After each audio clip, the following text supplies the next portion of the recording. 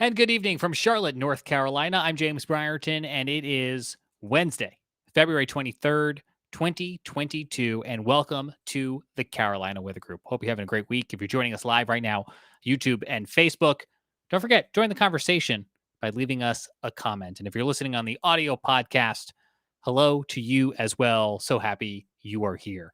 And we are happy that Carolina Weather Group is once again partnering with the National Weather Service to bring you not one, but two free weather classes this March.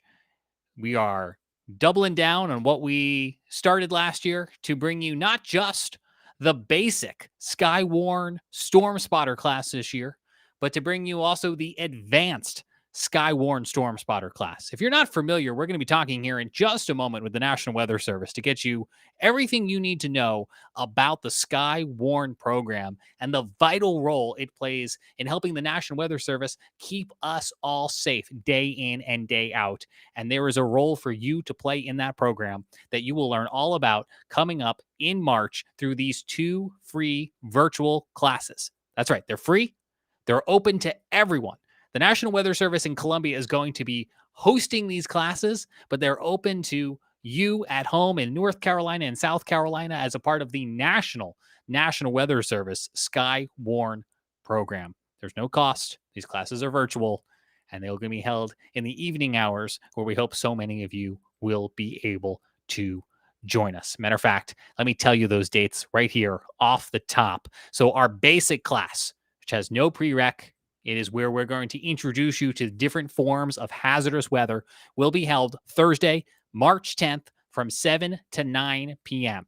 There is a link to register for that class in the description of this show, wherever you are watching or listening to it right now.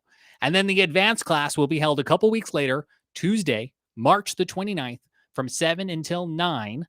There is a link to register for that class where we'll talk about the atmospheric conditions needed to form severe weather and even introduce you to a little radar interpretation. So if you've been looking at that radar scope on your phone, trying to understand a little bit more about it, this class will help you with some of those basics. There is a register link for that. And we do highly recommend that if you have not yet taken the basic class, you do that first before taking the advanced class. So again, the basic class will be held Thursday, March 10th, starting at 7 o'clock. And the advanced class will be Tuesday, March the 29th, also at 7 o'clock.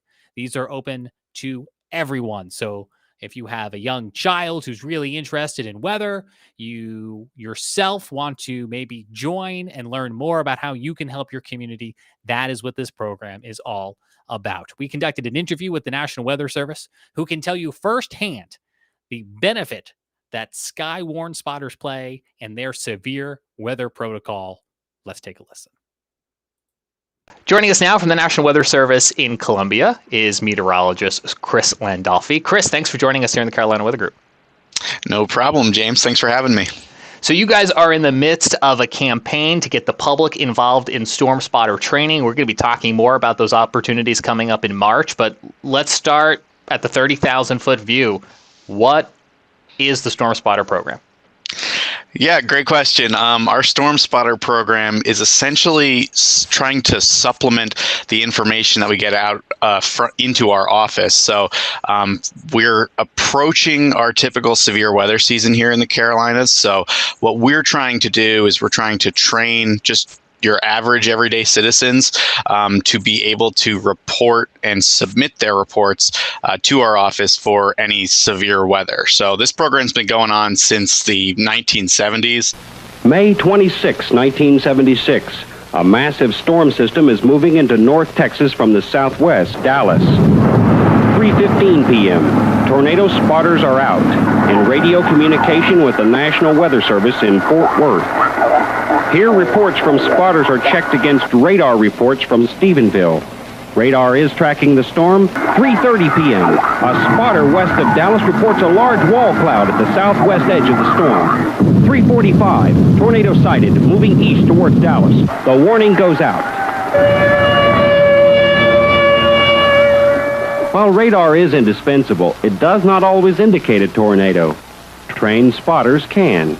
And since then, the National Weather Service has trained over 250,000 of these storm spotters, and they are invaluable to our reports. We really couldn't give out the warnings with the amount of detail without them. I'm looking forward to being retrained. I did one of these programs several years ago, and what I remember from that program is a wealth of knowledge, but also the stressing of you're not training storm chasers, but you want people to be able to relay reports that are coming to them. Is that right? Right, exactly. So obviously with potential severe weather, the biggest thing that we want to stress is safety. So we go over that, how you can submit reports from the safety of your own home, or if you are out and about during some severe weather, how you can report it to us, but also remaining safe, because obviously the last thing we want is to put additional people in harm's way. Chris, you get reports from storm spotters in all walks of life. Some of them are really nerdy. They might come in via ham radio, but the internet has really opened up the gamut for folks to submit these storm reports. How do trained spotters get their observations to you at your office or any other National Weather Service office? Yeah, so I guess if you asked that question probably like 10 or so years ago, the answer would be there's a lot coming in through ham radio. But nowadays, really, the majority of our reports do come through social media. Exactly, right through the phone. So it's a lot easier. We are in severe weather situations, we are flooded with reports. It's a lot easier for us to vet those reports if we have you on a list as a storm spotter, because then we know you had the training, you know what to report, and we can trust this report because you've had that training. So that's why even though you might think, oh well, I could report to you anyway, even if I'm not a storm spotter. That's absolutely true, but it does make it easier on our end because we receive those reports, and then we can tell, okay, this is definitely a reliable report. What are some of the reports that storm spotters send to your office, and what role do they play in the role you guys all have in our community? Yeah, so essentially we will take reports from anything from damage that you may see. If you do actually end up seeing a tornado on the ground, we'll take that report. If we get hail, the size of the hail is super important to us, not just in our warning operations, but in any research that anyone in our office would be doing. But typically how it'll work is we will issue warnings, and then we will get supplemental information from our storm spotters. So then we know, if we issued a warning and we're getting reports of damage, then we know that we're going to want to continue to issue that warning. And that's going to protect people that are in the path of a potential severe storm downstream from that report. What would the world be like from your vantage point if you didn't have any of these reports coming in? So without any storm spotter reports, our view of our area would be at radar height, which the radar, the beam, as it moves away from our office, which our office is located at the Columbia Airport, as it moves away, it goes higher and higher. So pretty much we would have, a view of, hundreds to a couple thousand feet in the air.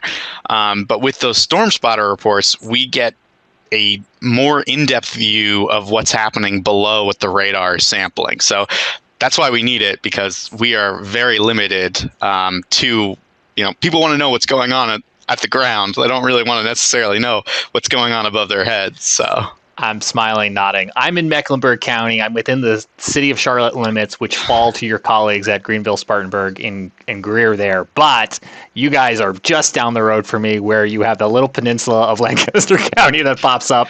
And I'm sure you have the same problem that Greer has in the Charlotte radar beam height. And I can think back to those times where there have almost been a call to action.